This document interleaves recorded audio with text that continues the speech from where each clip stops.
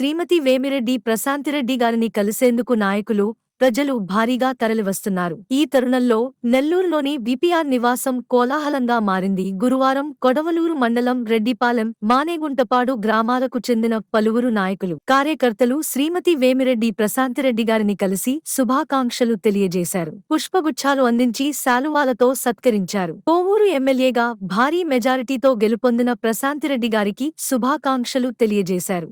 ఈ సందర్భంగా ప్రశాంతిరెడ్డి గారు నాయకులను, కార్యకర్తలను అభినందించారు. ఎన్నికల్లో నాయకులు, కార్యకర్తలు కష్టపడి పనిచేశారని, వారి సహకారంతో గెలుపు సాధ్యమైందన్నారు.